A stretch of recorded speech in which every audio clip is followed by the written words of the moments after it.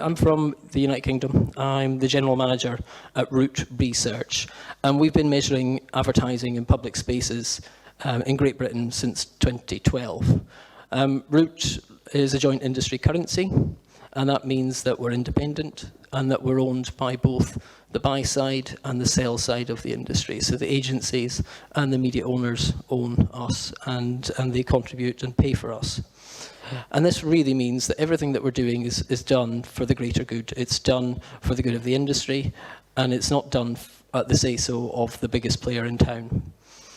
Our scope is a little bit wider than what's happening here in Romania. We cover indoor environments as well, so we provide data. So our scope is a little wider, but really we're doing a very, very similar job to what's happening here.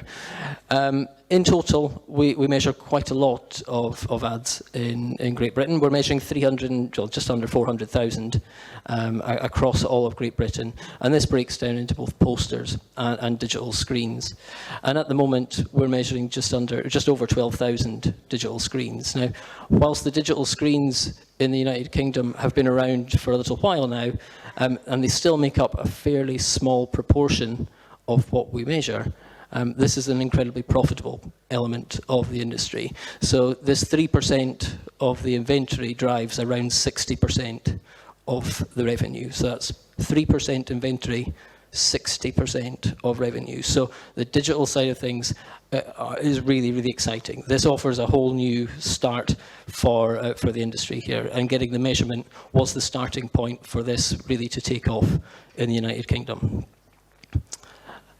That said, it's not everything that we do. We do cover off a lot of posters as well. And the total inventory that we measure covers off about 90% of the revenue in Great Britain, and that's about £1 billion worth of out-of-home revenue that we're covering. So we're at the place now where the data that we're providing is so integral in the media planning world in out-of-home that specialist agencies now are not even looking at inventory that isn't measured by us. So anyone that's got their own measurement is really sort of thrown out and treated like a bit of a pariah. We provide the audience data at an incredibly in-depth level. So we go down to every 15 minutes through the day. We'll have an audience number for every 15 minutes through the day, for every day of the week, for every month of the year, meaning that our data shows really how the audience changes by time. And this is what happens if you put 672 bars on a graph. It looks a little bit messy. We can measure out-of-home inventory of any shape, any size, and we also measure inventory that moves around as well. So we'll also measure ads on buses and taxis. And we can also reflect monthly seasonal audiences, which then reflect how people move around the United Kingdom at different times of the year. And so for roadside billboards, to be honest, there isn't a huge amount of difference. The typical travel patterns are very similar all the way through the year, but we see more variability when we have inventory in places like airports or shopping centres, where there's a bit more seasonal travel. So how does Root come together, and how does it work in practice? Well, really, it's very similar to what Daniel talked about. The principles are very similar. We have a travel survey, and we have visibility adjustment, and we have some means of bringing it all together and modelling it. But the way that we collect the data, we don't use satellite images. We do things a little bit different. So we have our travel survey, and our travel survey, as part of that, we give people a GPS device, and that ultimately tracks around where they move around the United Kingdom for every second of the day. And that ultimately, we follow them around in a really creepy way. And that tells us exactly where people are going and when. So participants carry this meter, and then as well as that, they fill out 2 different questionnaires, and that gives us lots of really in-depth data about their lives, which we can then use later on to create target audiences when we start digging into the data. Our sample data is rolled up over a 3-year period to give us enough information that we can be really confident in the numbers that we're producing. And then we apply our visibility research to first define the areas, as Daniel talked about, from where it's possible to see the ads, and then work out how likely people are to see the ads when they're in those areas. And we update our data on a quarterly basis. All in all, this gives us a really, really big data set. We've got about 25,000 participants' journeys. We've got 350,000 research days. And really, we've got enough data there to have a really good understanding of how people travel around the United Kingdom. So what do we actually do with all this data? Now, this, as I said, my Romanian isn't great, but I'm pretty sure you've seen this chart already, because ultimately we produce 5 different metrics. And this is ultimately what you guys are going to be producing and what you guys are going to be dealing with. We'll be dealing in reach and impacts. Impacts are our base measure. That's the number of times that your campaign is going to be seen. The reach are the number of individuals who'll see that campaign. And then you get frequency by dividing one by the other. And we also provide gross rating points as well. And we can report this from any campaign size, from a single screen for 15 minutes, all the way up to a big national campaign across 52 weeks, should you wish to do that.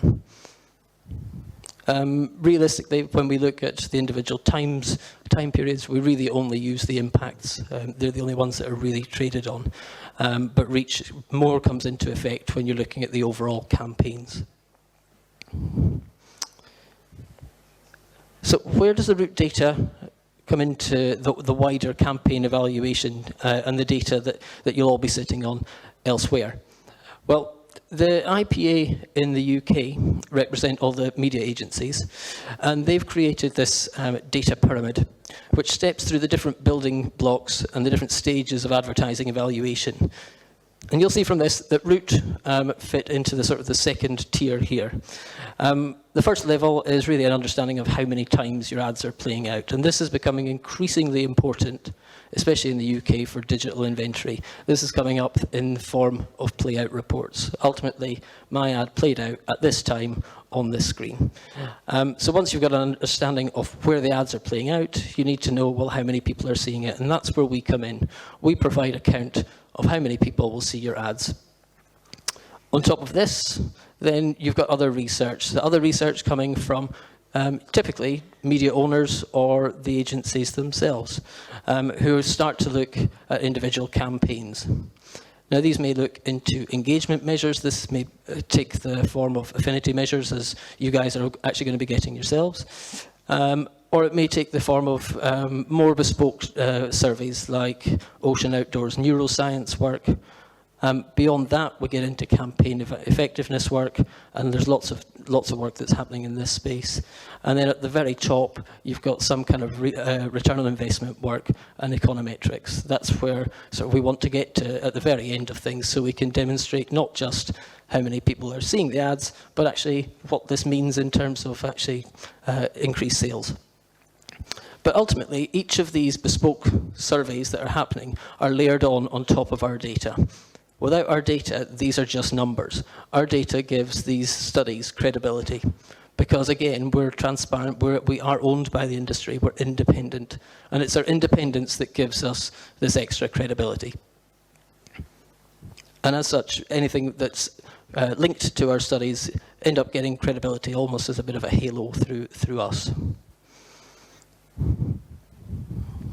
So what is the root data actually used for? Well, put simply, it just gives the medium credibility, and this has been broached upon earlier. We give the medium credibility by giving it accountability. It gives advertisers a data-driven justification for spending on out-of-home campaigns. This is, as I said, this is now so fundamental and so ingrained in the UK planning business that agencies are not dealing with inventory that isn't on our system. If you don't have audience, the media owners will not, the specialists will not buy the inventory, or if they do, they'll buy it at such a low rate, it's really not worth your while selling it to them. Our data can do this either by looking at top-line industry measures or by getting really specific into the campaign specifics. So some top-line data, you can see that in Great Britain, 97% of the adult population will see out-of-home ads each week. And it's worth noting that currently, at the latest estimate, between 2.5% and 3% of the Great Britain population are registered as blind. So it's pretty much everyone will see it. When we look at digital screens, things are a little bit more complex, as this really depends on the spot schedules that you're running, as Daniel was talking about earlier. If you were to run a campaign on every digital screen for a week with a 10-second ad that's running back-to-back, so you're on all the time, you would reach about 82% of the population. But that doesn't really happen. You tend to, media owners tend to want to spend, to sell that spot over and over again to different advertisers. So if you are doing this with a 10-second spot, but then a 50-second break, so there are 5 other advertisers in between, you'll reach about 68% of the population. So slightly lower, but ultimately the media owners can sell that space to other people as well. And using our data, we can start to create some really big numbers for our advertising audiences. We can calculate the total number of out-of-home impacts per second. It doesn't really mean anything, but you can get a big number out of it. So there's 15,444 impacts happening every second in the United Kingdom, and I have been rabbiting on for 12.5 minutes, so that's about 12 million impacts, just off the top of my head. That's 12.5 million impacts in the time that I have been talking just now. Doesn't really mean anything, but it's a big number to play with. Which takes us then to the next use for root data, and that's really, it's putting out of home in context with other media. And we've seen some of this from your own data, but out of home reaches more than any other medium. In the United Kingdom, it's 97%, with TV at 92%. And again, this data comes from the other currencies, the other JICs in the United Kingdom. It really is a medium that reaches everyone. And this kind of all-reaching, or the far reach of the medium is the core strength that we must not forget about when planning out of home. It's often forgotten about, particularly by those whose heads have been turned with digital click-through rates and the accountability of digital. But the core reach that out of home can offer really is unparalleled elsewhere. The next use for root data is to give the medium a unique selling point, to position it on a higher level with a higher standard than other media. Now, Daniel sort of talked about this a little bit before, but while we make comparisons to other media in terms of audience reach, we must remember that we're not really comparing things on a level playing field. Out-of-home measurement holds the medium to much higher standards than other media. We don't just provide estimates of those who have an opportunity to see an ad. Rather, we go to great lengths to calculate how likely people are to see it, and Daniel's done a great job at talking you through exactly how that works. Opportunity to see doesn't work for out-of-home. There are just too many distractions. Normal people, so not people like you guys are all very special people. I'm a special person-ish. But people who exist outside of poster companies don't go travelling into the centre of cities to look for posters. They see the posters, but they don't specifically do that. So we need a measure that understands exactly how many people are going to be seeing them when they're out and about doing other things. And we do this using eye tracking research, as Daniel has sort of alluded to. And this makes our currency an attention-based measure. Now, the attention economy is getting a lot of buzz just now in the trade press. I'm going to skip ahead because this is really awkward. It's getting a lot of press just now, and out of home has been propping up the attention economy for many, many years. Now, some of the research that we do is eye tracking work, which basically will show people a video of somebody, in this case, walking through a train station in London. We've got videos of people driving, and we track where people's eyes look. And we see that they look at faces, they look at the pub just at the side there, and when the ads come into show, they also look at the ads as well. And using this data, we can work out the likelihood of people seeing the ads depending on the speed that they're traveling, the time of exposure, and all the things that Daniel just talked about. But really, going to this length and having all of this information in the background is a really valuable tool that we shouldn't forget about. Given the lengths that we go to measure our audience, we really do need to be quite cautious when we align our numbers, our impacts, with digital and online impressions, because really they're not the same. And by aligning them, you're really underselling your audience and you're underselling your medium. The IAB define impressions as server counts. Really, it's how many ads have pinged out into the ether. This number of ads that are pinging out make no reference to being served to humans. It's not a human measure. Far less kind of how many have been seen by humans. The best that digital impressions will offer will be a viewable impression. So that means that half of the ad has been in view for 1 second if it's a static image, or 2 seconds if it's a video. But again, it doesn't mean that that ad is ever seen. Whereas we go much further than that, and you know, Daniel has walked you through this, so we don't need to dwell too much on it. But really, we will calculate the area from where it's possible to see an ad. We'll then work out how many people are travelling through that area, and who can see at least 90% of the ad. We'll then work out how many people are travelling in the right direction of the ad, and then calculate the probability that it will be seen. Based on the distance, the angle, and the time that they're spending in that area. So we're going into great lengths to make sure that we're getting to this number, and then we sort of forget about it by just saying, oh, we'll just call them impressions. They're really not the same. So what kind of going to this length means for our data is that we're giving the purest measure of audiences for advertisers. And really, it means that you can believe what we're saying. We're going to all these lengths to kind of demonstrate and show our working. And when you start to compare what an online impression is relative to an impact, what you find out is that of the impressions which you're buying, maybe not all of them are seen. So maybe only 50% of them might be viewable. So that's the yellow box. And then of that, only 9% of the desktop impressions are ever actually viewed. So that's of the 100%, only 9% you're seeing. On online mobile, the data's better. About 43% are actually viewed. But in out of home, everything that you're buying is seen. That's the calculation that we're doing right up front. So just aligning impressions and impacts is a dodgy game. So just be very cautious of that one. Nobody in the UK has got this yet, and I keep telling them over and over, but they won't listen. So maybe you guys will listen and kind of take it onwards. The next thing that Root does is it allows a common currency. It allows you to evaluate all inventory side by side. And this allows you to look objectively at where the ads are and how many people are going to see them. It's not rocket science, but ultimately it allows you to make more informed choices around where you're planning and the ads that you're buying.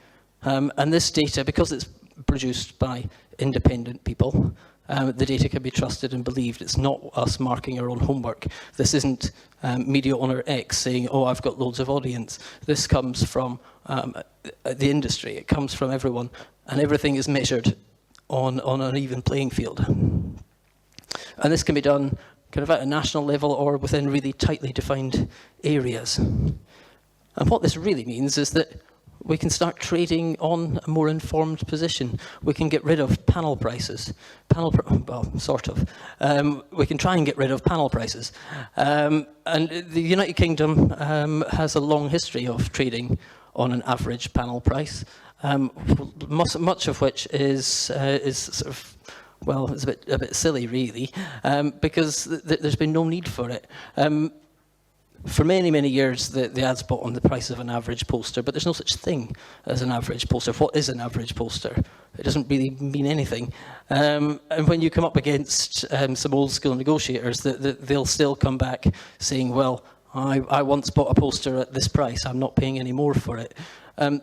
The introduction of the audience data as a currency means that everyone can make more informed choices. You don't need to be stuck to an average poster price anymore. If a media owner knows that their inventory delivers more than the average, why should they be selling it for the average? You can introduce premium pricing for that. And this has led to the industry slowly but surely moving to buying audiences, a cost per thousand, rather than an average panel price. And again, this really benefits everyone. It makes the industry more profitable, it makes it more accountable, and it gives advertisers reassurance on what their campaign is going to deliver. It gives media owners the chance to premium price as well. And so take this example. These are the audiences for 30 digital screens that are in Waterloo rail station in London. There are 30 of them. If on a panel buy, all of these things are the same. So on a panel buy, you could just get 5 ads, and that would give you about 73,000 impacts. Or, if you got the top ones, you could get 3.65 million impacts. So really, just having an average panel price doesn't mean anything. You kind of need to be more directive around what you're doing. And what this allows planners to do is say, well, actually, I want this many impacts. I want it in these areas, and offer the media owners a bit more flexibility to pick and choose around where these ads are delivered. Usually this would be balanced against average frequency and reach delivery and things like that as well. But ultimately, at its heart, this is what it allows you to do. It allows you to change the way that you're trading and really make it more with more of a return on investment, and give greater accountability and transparency in the way that you are trading. And the currency data also gives us information about how we move about around the UK, which again is useful for giving extra colour to the data and to our stories. Similar to what Irina has just shown, we're able to determine the amount of time that people spend out and about in the United Kingdom. It's very similar to what we've got here in Romania, actually. And here we show that the amount of time, how it differs by each day of the week. And what we see is that slowly but surely it creeps up towards the weekend, which is sort of ideal for anyone planning for sort of weekend retail activities.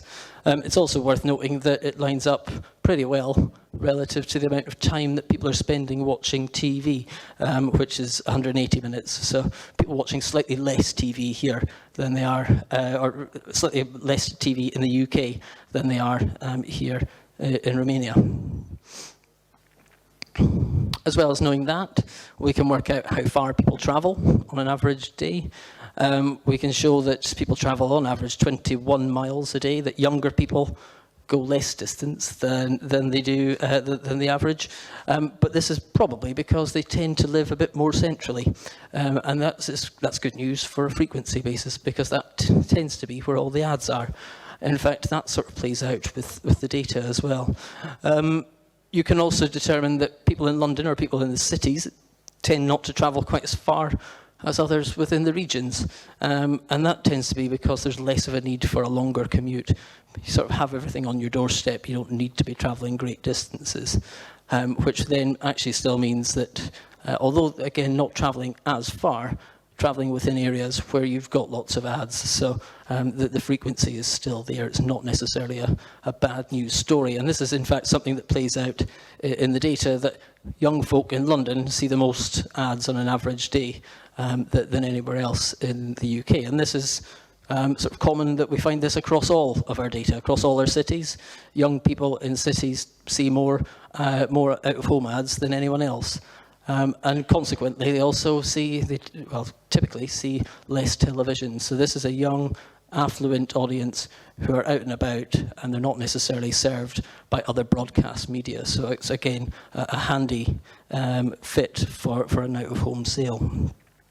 And then we can bring the data all together to understand better about how different types of ads perform, or how they perform in different locations, and the profiles, understanding the profiles of who's seeing them. So we'll take the example here of big posters in Great Britain. And what we can see, if I click through, is that they really punch above their weight. So there aren't loads of big posters in the United Kingdom. They make up about 3% of our total inventory that we measure, but they deliver about 14% of the total impact. So these big posters really kind of work. They're out there loud and proud all the time. And when we look at this in terms of reach, we see that about 83% of the population will see a big poster each week, but this is much, much higher, again, within the cities. So if you look in Edinburgh, there's 237 big posters in Edinburgh, and they'll reach 98% of the population. Likewise, in London, it's at 98%, it's slightly lower in Birmingham, but typically the big cities around UK are really well served by these kind of big posters, which are delivering audiences really strongly. And then when we start to look at what the profiles of these audiences are, what we see in the blue is that this is the reach profile. So this is the number of individuals who will be seeing these ads, and what you see is that they're very similar to the total population, and the reason for that is because basically everyone sees them. So there's very little difference between the reach profile for posters and adults. But when we look at impacts, you start to see the effect of the frequency. And what we're seeing here is that younger, male, more affluent audiences are delivering higher levels of impacts. So again, this commercially appealing audience are much more likely to be reached and building frequency by large posters. And again, this is an audience that's underserved by television and other broadcast media. So, to bring this all together and to summarise, Root provides audience measurement for out-of-home in Great Britain, have been doing for 10 years or so now. The data is used to really enable the trading of posters and screens and to give a level playing field. And this also gives the accountability for the medium. It enables a move from buying individual posters or panel-based selling to buying audiences and moving to a cost per thousand. And this is fundamental, really, for the pickup, particularly of digital out-of-home. The data enables comparisons with other media and shows that out-of-home is better, which is good, and also provides a point of difference in terms of offering an attention-based measure. And this attention-based measure is really, really fundamental for what we're doing. Again, remember that all the lengths we're going to understand how many people see it rather than are just exposed to it. And the common provision of the data really enables us to optimize campaigns. We now know where the best posters are. We can go and pick them. And we can then go and pick the top grossing audiences that are possible. It gives much more information and puts much more power in the hands of making informed and accountable decisions for the industry. And I'm sure that this sort of data now being in your hands is going to lead to kind of good decisions being made left and right by you guys.